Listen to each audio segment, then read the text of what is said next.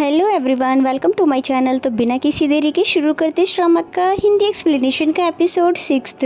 Episode के starting में हम देखते हैं कि प्रिंसेस अभी तक वहीं पर बैठी हुई है। तभी फिर बारिश भी स्टार्ट हो जाती है, जिस पे जियोंग उसको अपने साथ ले जाते हुए कहता है कि राजकुमारी, हम पहले कोई शेल्टर ढूंढना होगा।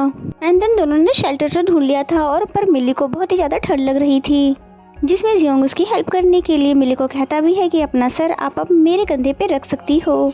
मिली बहुत ही ज़्यादा सैड थी दाजिस स्टेट वापस ना जा पाने की वजह से, जिस पे जियोंग कहता है कि आप सैड क्यों हो रही हो, मैं तो आपके पास हूँ ना आपका ख्याल रखने के लिए। जिसकी ये बातें तो मिली को बहुत ही ज़्यादा अच्छी लगती है। और फिर मिली उससे पूछती है कि तुम हमारे पैलेस में गार्ड क्यों बन गए थे, जिस पे जियोंग ने भी अपनी दुख भरी कहानी बताई कि मैं अपनी फैमिली का बहुत ही बड़ा बेटा हूँ। मेरा एक छोटा भाई भी है जो कि बचपन से ही बहुत ही ज़्यादा नोटी और बहुत ज़्यादा शरारती हुआ करता है, और मेरे पेरेंट्स ने भी हमेशा उसको ही फेवर किया, जबकि मेरे साथ तो वो हमेशा से ही स्ट्रिक्ट रहे, क्योंकि वो चाहते थे कि मैं अपने भाई का रोल मॉडल बन जाऊं। और मॉम डैड तो फिर इस दुनिया से बहुत ही जल्दी गुजर गए, और फिर भाई के साथ भी फैमिली इश्यूज पे लड़ाई होने लगी, जिसकी वजह से मुझे ही सारे मामलों को हैंडल करना पड़ा। और फिर उसकी कहानी सुनने के बाद मिली भी अपनी खूबसूरत लाइफ के बारे में बताती है, क्योंकि वो एक राजकुमारी जो ठहरी, और फिर साथ में ये भी बताती है कि मुझे लाइफ पार्टनर के तौर पर एक ऐसा इंसान चाहिए जो हर मुश्किल में मेरा साथ दे। और ये सब कहते कहते ही सो जाती है, जिस पे जियोंग जो कि जुकाई ही था वो कहता है मैं ऐसा पार्टनर बनकर दिखाऊंगा। और फिर तभी वो नोटिस करता है कि राजकुमारी को तो बहुत ही तेज फीवर है, इसलिए वो फौरन ही उसे उठाकर वहाँ से ले जाने लगा। दिन महल में जब हुडिया को पता चलता है कि राजकुमार होने वाली राजकुमारी को अपने हाथों में उठाकर लाए हैं और महल में अब उसका ख्याल भी रख रहे हैं, जिस पे तो उसको बहुत ही ज्यादा गुस्सा आ रहा था। और फिर कहने लगती है कि ये तो कितनी ज़्यादा बेशर्मी की बात है, अभी तो इन दोनों की शादी भी नहीं हुई है और ये दोनों ऐसे मिल रहे हैं। और उसके लिए तो ये तो और भी ज़्यादा सरप्राइजिंग की बात थी कि राजकुमारी को पूरे शहर में अकेले घूमने की आज़ादी मिल गई है, वो भी सिर्फ जियोंग के साथ। एंड देन हम हेडुंग को देखते हैं जो कि जेल में थी। तभी एक गार्ड चुपके छुपाते उसके पास एक स्प्रे लेकर आता है, जो कि उसके लिए पॉइजन मास्टर ने ही भिजवाई थी, जिससे कि वो जल्द से जल्द बाहर आकर अपना अधूरा मिशन कंप्लीट कर सके। एंड देन नेक्स्ट मॉर्निंग का सीन दिखाया जाता है। जैसे ही मिली को होश आता है तो सबसे पहले जियोंग के बारे में पूछने लगती है, क्योंकि अगर वो यहाँ पर है तो यकीनन जियोंग को तो पकड़ ही लिया होगा। और फिर सिहा बताने लगती है कि मैंने सुना है कि आप जियोंग के साथ शहर के बाहर गई थी, पर मुझे तो नहीं लगता कि वो वापस आया है, क्योंकि आपको उठाकर तो राजकुमार लेकर आए थे। और ये सुनते ही फौरन से वो जुकाई के पास भागने लगती है, लेकिन रास्ते में ही उसे हुडिया रोक देती है उसे टोंट मारने के लिए, और बोलती है कि तुम किस तरह की अजीब औरत हो, होने वाली क्वीन होने के बावजूद भी तुम जियोंग के साथ फ्लर्ट कर रही हो, तुम राजकुमार को तो बिल्कुल भी डिजर्व नहीं करती। फिलहाल तो मिली को सिर्फ जियोंग की पड़ी हुई थी, इसलिए वो इसकी बातों को इग्नोर करते हुए वहाँ से भाग जाती है। जिसके बाद कमांडर बाइकी को दिखाते हैं, जो कि जुकाई के पास आते हुए कहता है कि बदकिस्मती से जेल में आग लग गई थी, जिसमें 2 लोगों की जान चली गई है, और इसमें से एक ईमा भी है जिसकी बॉडी पूरी तरह से जल चुकी है और पहचानी भी नहीं जा रही है।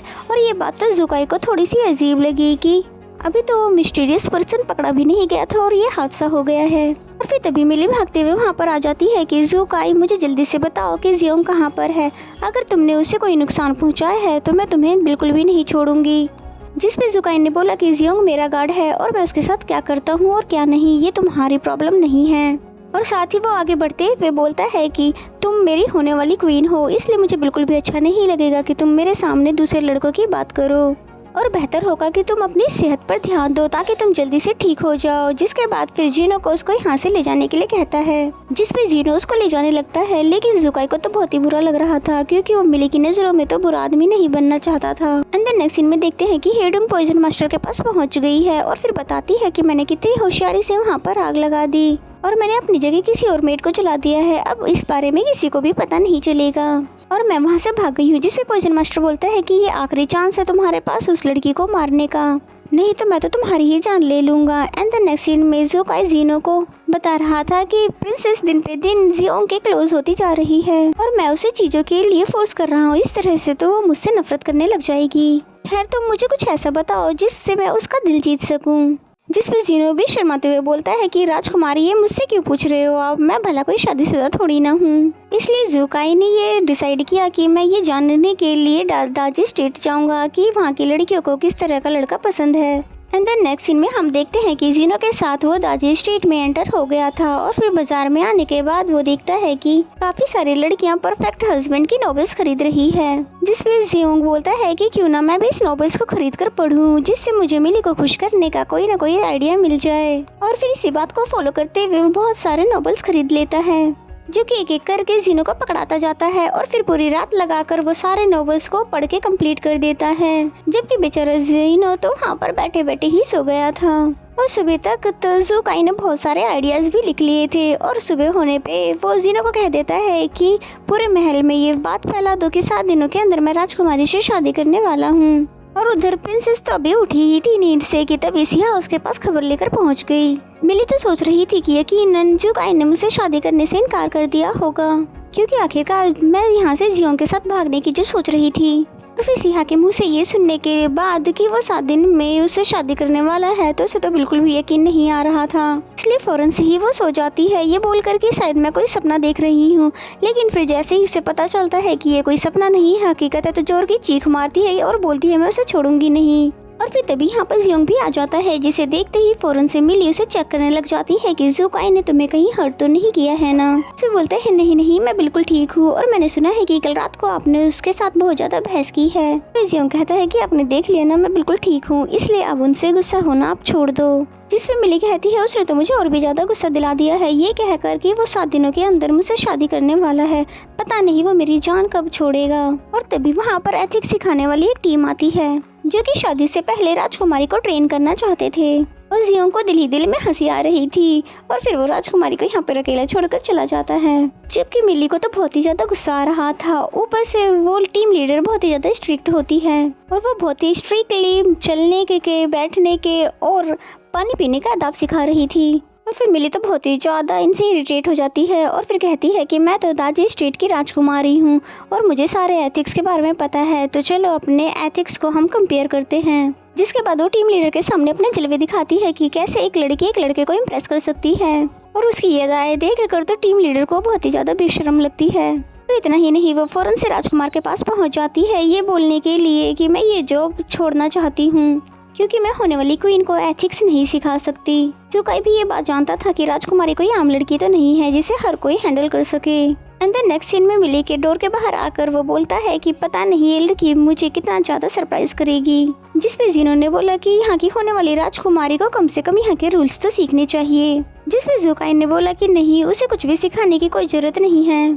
फिर बोलता है कि नोवेल के अकॉर्डिंग अगर किसी भी लड़की को फोर्स किया जाता है तो हम उसके दिल में कभी भी प्यार नहीं जगा सकते, इसलिए मैं चाहता हूँ कि मैं उसके लिए मुसीबतों को कम कर दूँ। फिर ज़ुकाई ने बोला कि मैंने वैसे भी एक नोवेल में पढ़ा है कि लड़कियों को अच्छे अच्छे गिफ्ट्स देने से उसे इम्प्रेस किया जा सकता है, इसलिए मैं चाहता हूँ तुम उसके लिए एक्सपेंसिव गिफ्ट्स का इंतजाम करो। अंदर मिली को दिखाते हैं जो कि सोच रही थी अब तो ज़ुकाई मुझसे शादी करने के लिए मना कर ही देगा, मैंने तो एथिक्स भी नहीं सीखी। कि तभी सिया बताती है कि वो तो आपसे नाराज होने की बजाय आपके लिए बहुत ही सारे नायाब और एक्सपेंसिव गिफ्ट्स लेकर आ गए हैं। ये सारे गिफ्ट्स देखकर तो मिली को और भी ज्यादा गुस्सा आ जाता है और फिर वो जीनो से कहती है कि जाकर अपने महाराज से कह दो कि और वो मेरे लिए सोने चांदी के पहाड़ भी ले आए तब भी मैं उससे शादी नहीं करूंगी। जिसपे जीनो कहता है कि आप फिक्र बिल्कुल भी मत कीजिए, मैं अभी जाकर उनको बता देता हूँ कि आपको सोने और चांदी के पहाड़ चाहिए। और फिर मिली को तो इस बात पर और भी ज्यादा गुस्सा आ जाता है। एंड थोड़ी देर बाद का सीन दिखाया जाता है जहाँ पर जीनो आते समय सोने और चांदी के पहाड़ भी लेकर आ गया था और जिसे हुडिया भी देख लेती है, जिसे बहुत ही ज्यादा गुस्सा आता है। जिसके बाद वो राजकुमार के पास आ जाती है और फिर बोलती है कि आपको उस लड़की से शादी नहीं करनी चाहिए, उसे तो यहाँ पर रहने तक के एथिक्स भी नहीं पता। और वो अभी ये बातें कर ही रही थी कि तभी वहाँ पर मिली भी भागते हुए आ जाती है, क्योंकि उसका नाम पुकारते हुए बिना परमिशन के अंदर चली जाती है। जिसपे हुडिया बोलती है कि आपने देखा ना ये किस तरह की लड़की है, बिना परमिशन के देखो कैसे अंदर चली आई। जिसपे ज़ुकाई ने उसको यहाँ से जाने के लिए कहा, जिसपे मिली बोलती है कि उसने तो ठीक ही तो कहा है, पर मैं यहाँ के एथिक्स नहीं सीखना चाहती, इसलिए बेहतर होगा कि तुम शादी के लिए अपने बेस्ट प्लान में से किसी लड़की को पसंद कर लो और मुझे मेरे घर जाने दो। जिसपे ज़ुकाई नोवेल की बातों को याद करते हुए उससे कहता है कि चाहे ये पूरी दुनिया ही मेरी दुश्मन क्यों न बन जाए, मैं तब भी फिर भी तुमसे ही शादी करूँगा। और ज़ुकाई की ये डायलॉग तो मिली को बहुत ही ज़्यादा फिल्मी लगती है। बेचारी इसके बाद वो कह भी क्या पाती, बस यहाँ से चली जाती है। जिसके बाद ज़ुकाई जीनो को ऑर्डर देता है कि प्रिंसेस को जाके बता दो कि आज रात उसे सभी मिनिस्टर्स के लिए खाना बनाना होगा, जैसा कि हमारे यहाँ पर रिवाज है। और फिर ये बात जीनो आकर बता देता है सिहा को, जिसके बाद और फिर मिली पूछती है कि ये भला किस तरह का ट्रेडिशन है, मुझे बताओ तो सही। जिसपे सिहा ने बताया कि ये हमारा बहुत ही अहम ट्रेडिशन है, जिसमें आज रात सभी मिनिस्टर आपकी कुकिंग चेक करेंगे और हो सकता है कि अगर किसी को आपकी कुकिंग पसंद नहीं आई तो वो शादी के लिए एग्री नहीं करेंगे। और ये बात तो मिली के लिए बहुत खुशी की खबर है, इसलिए बोलती है ठीक है, आज रात मैं सभी मिनिस्टर के लिए खाना बनाऊंगी। और फिर इसी सीन के साथ ये एपिसोड यहीं पे खत्म हो जाता है।